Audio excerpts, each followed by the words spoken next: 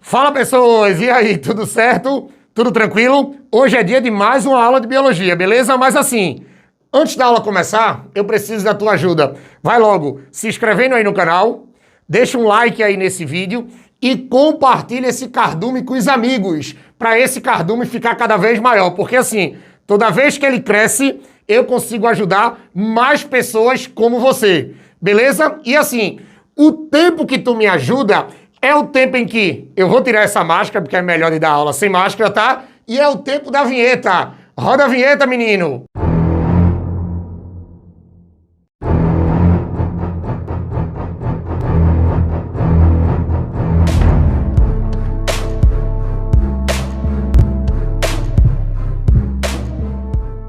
Pronto, pessoas. Agora a gente vai estudar citologia.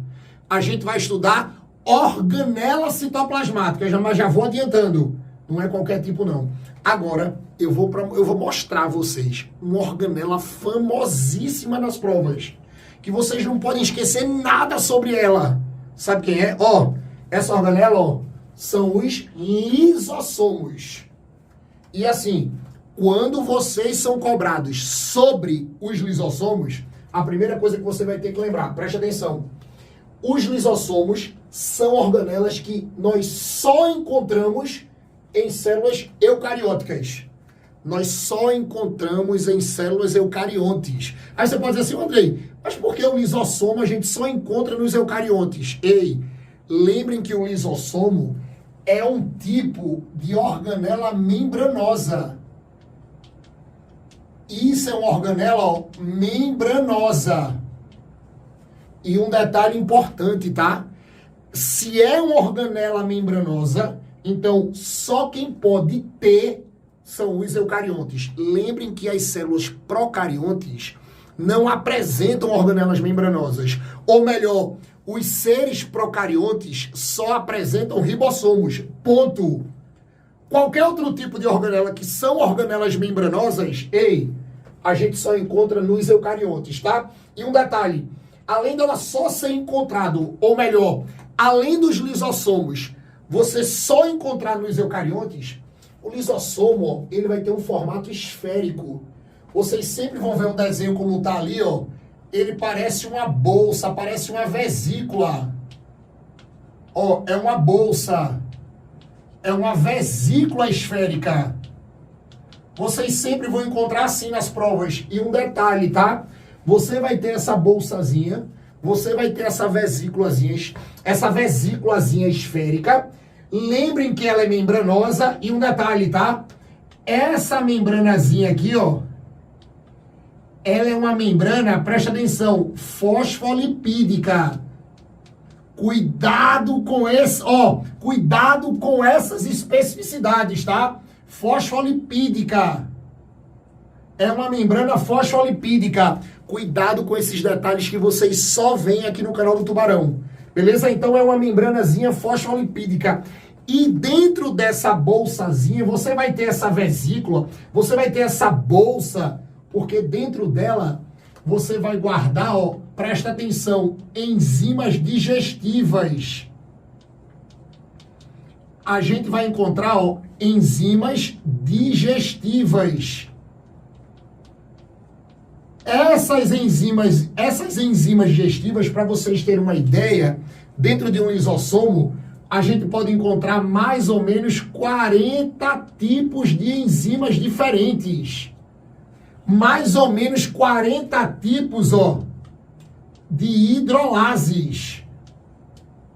Mais ou menos 40 tipos de hidrolases, que são enzimas digestivas, que vão digerir ácidos nucleicos, que vão digerir proteínas, que vão digerir lipídios. Essas enzimas que digerem tudo isso aí, vai estar dentro do lisossomo. E tem um detalhe importantíssimo, tá? Se liga nesse detalhe que você só vê aqui no canal do Tubarão. Olhe, lembrem que dentro do lisossomo, essas enzimas adoram um pH ácido. Elas adoram um pH ácido. Mais ou menos 5. Adoram trabalhar num pH ácido. Aí tu sabe qual é a diferença? Lembra que o danado, vê esse detalhe, vê essa história massa que eu vou te encontrar agora. Vê como a célula é uma coisa perfeita. O lisossomo é um tipo de organela citoplasmática, tá? Então vocês concordam comigo que ele vai estar, boiando lá no protoplasma, boiando lá no líquido citoplasmático. Sendo que qual é a ideia? O líquido citoplasmático tem um pH neutro. O líquido citoplasmático tem um pH neutro, mais ou menos 7,2. Então, fora do lisossomo, você tem um pH neutro. Dentro do lisossomo, você tem um pH ácido. Agora, tu sabe por que isso? Ei, tu sabe por que o citoplasma tem um pH, o líquido citoplasmático tem um pH diferente do pH que está dentro do lisossomo? Sabe por que isso? Porque se acontecer um acidente e essas enzimas digestivas elas forem soltas no citoplasma, você vai ter uma chance de defesa. Porque se essas enzimas saem daqui de dentro e vão para o líquido citoplasmático, como a enzima é uma coisa que só trabalha em ambiente com pH específico, se essas enzimas saem do pH ácido e caem num líquido neutro, pode ser que os danos sejam menores, porque elas não vão conseguir trabalhar com a máxima eficiência. É perfeito isso. É como se a célula tivesse um meio já protetivo para se acontecer um possível acidente dessas enzimas saírem daqui de dentro. Eu repito, tá? Como as enzimas adoram trabalhar num pH ácido, se elas saem para o líquido citoplasmático, onde o pH é neutro, a eficiência dessas enzimas vão diminuir. Aí pode ser que o dano seja menor. Se liga? Vê como é massa, né? E assim, tu só vê isso aqui no canal do Tubarão, tá? Espalha por aí, traz mais gente pra cá. Beleza? Então não pode esquecer disso, tá? E assim, outra coisa. As enzimas que você tem, veja, as enzimas que você tem dentro do lisossomo e a membrana do lisossomo, elas são formadas no retículo endoplasmático. Aí você pode dizer assim, o Andrei endoidou, que o Andrei botou aqui no quadro que os lisossomos são formados no complexo de Golgi. Os lisossomos, eles são liberados pelo complexo de Golgi. E se você assistiu a aula aqui do Cardume de complexo de Golgi, você viu que a área do complexo de Golgi que vai liberar os lisossomos é exatamente a face trans. Então, a área do complexo de Golgi que libera os lisossomos, ela é denominada de face trans. Agora, o que é que você tem que lembrar? O complexo de Golgi, ele vai liberar as bolsinhas. Ele vai liberar essas vesículas esféricas. A face trans do complexo de Golgi vai liberar os lisossomos. Mas aí qual é a ideia? Enzima é proteína. Proteína é produzida dentro do complexo de Golgi? Não. Essas enzimas vêm do retículo endoplasmático rugoso. Lembrem que o retículo endoplasmático rugoso empacota essas enzimas e manda para o complexo de Golgi. Aí esse complexo de Golgi recebe essa bolsa cheia de enzimas de dentro, cheia de enzimas do retículo endoplasmático rugoso.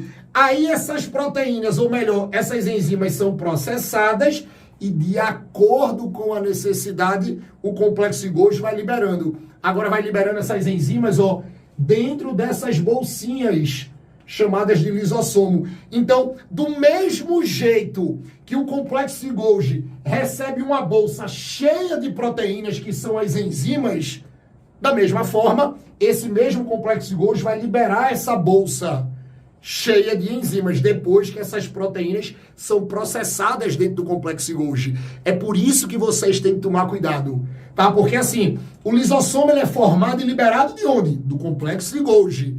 Mas as enzimas são produzidas no complexo de Golgi? Não. A membrana que vai formar a bolsa chamada lisossomo vem do complexo de Golgi? Não. Vem lá do retículo endoplasmático rugoso. Cuidado com esse detalhe, tá? Cuidado com esse detalhe. Mas, se perguntar seco, aonde forma o lisossomo, aonde libera o lisossomo, formado e liberado no complexo de Golgi. A gente não pode esquecer disso, beleza? Aí você pode dizer assim, tá? Se tu botou ali enzimas digestivas, claro que a função do lisossomo é qual? Qual é a função do lisossomo que vocês sempre vão marcar nas provas? Olha pra cá. O lisossomo sempre vai ser responsável pela digestão intracelular. É como se fosse o estômago, o intestino delgado da célula. É ali que vai acontecer a digestão. Tá? Você vai ter a digestão de dentro da célula no lisossomo. E um detalhe, tá? Essa digestão intracelular, ela pode ser denominada de heterofágica, ou ela pode ser denominada de heterofágica, e ela pode ser denominada de autofágica. E ela pode ser denominada de autofágica. Aí você pode dizer assim, tá, Andrei, qual é a diferença da heterofágica para autofágica? Ei, olha para cá. Sempre que você disser que uma digestão ela é heterofágica, se ela é heterofágica, isso aqui, ó, é quando o lisossomo faz a digestão de estruturas ou substâncias extracelulares. Quando o danado do lisossomo digere alguma coisa que vem de fora da célula, pode ser uma substância, pode ser uma estrutura, tu vai dizer que a digestão ela é heterofágica. Vem de fora. Aí tu pode dizer assim, Andrei, para vir de fora vai ter um processo, né? São as estruturas que são englobadas através da fagocitose e da pinocitose. Quando uma célula faz uma fagocitose para englobar um sólido, ou a célula faz uma pinocitose para englobar um líquido, o sólido e o líquido, se precisar passar por uma digestão, quem vai fazer a digestão intracelular é o lisossomo. E como eles vêm de fora da célula, essa digestão vai ser heterofágica. Beleza? Aí agora ficou fácil, porque assim, se a digestão for autofágica, você vai dizer que isso aqui, ó, vai ser a digestão de estruturas celulares. Ou seja, lembrem que dentro da célula você vai ter várias estruturas. E essas estruturas, elas não são perpétuas, elas se renovam.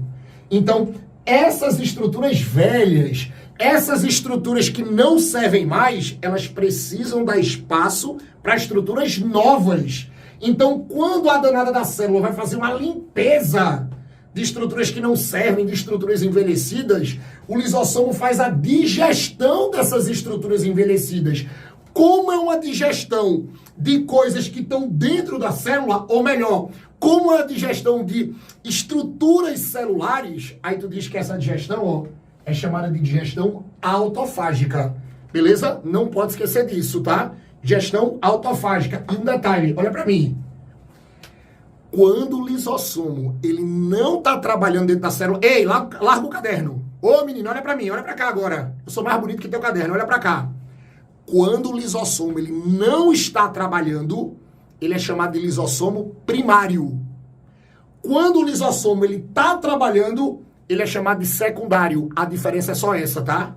Não compliquem a vida de vocês, é só gravar. Lisossomo parado é primário. Lisossomo trabalhando é secundário.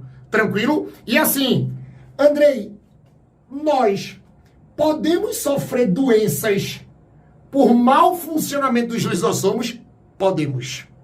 Essas doenças são chamadas de doenças lisossomais. Doenças lisossomais. A maioria delas são genéticas, tá?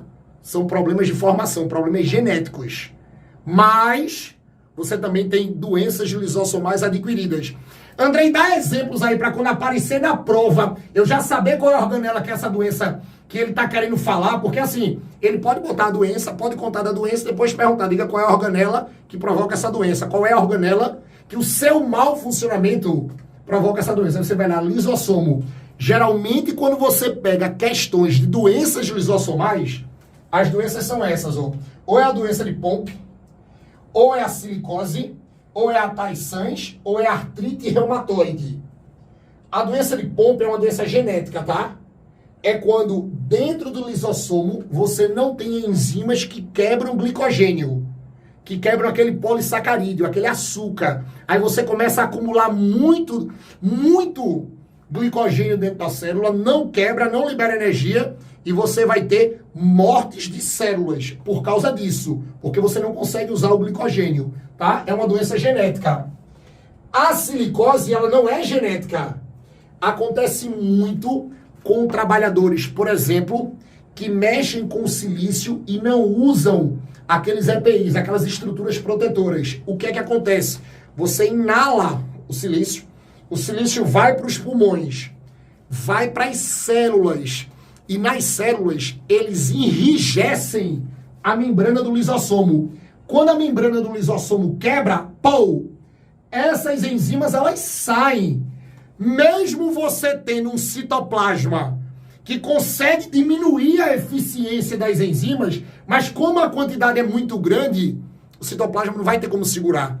Aí essas enzimas, elas corroem as células de fora para dentro. Aí o cara morre com insuficiência respiratória. Ô, André, então essa membrana do lisossomo também protege, né? Claro que protege. Protege para que essas enzimas não saiam. Porque em grande quantidade vai matar a célula, vai corroer a célula de dentro para fora, tá? A silicose é isso. Depois eu tenho a Tay Sachs, que é um problema genético nos lisossomos de células nervosas, tá? E depois eu tenho a artrite reumatoide, que é o problema das enzimas dos lisossomos que vão acabar com as células das articulações, provocando exatamente artrite, tá? Então, geralmente, quando eles cobram de vocês doenças lisossomais, esses são os 4 principais exemplos. Só ter esses 4? Claro que não! Mas como você vai fazer uma prova de vestibular, você não é médico, você tem que saber os principais exemplos. E os principais são esses. Tranquilo? Beleza? Ó, agora é a hora. Tira um print. Copia tudo isso aí. Deixa o teu caderno bonitinho. Porque eu duvido tu ter uma aula de lisossomo dessa no YouTube. Eu duvido, só com tubarão.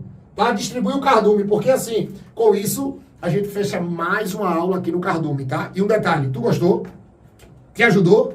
Foi massa, né? Então assim, ei...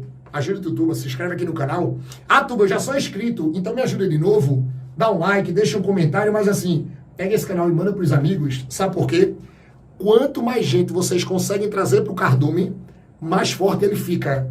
E ele ficando mais forte, eu vou conseguir gravar mais aulas para ajudar mais pessoas como você, tá? E eu quero ver todo mundo aqui nas próximas. Beleza? Ó, beijo no teu coração, viu? Valeu!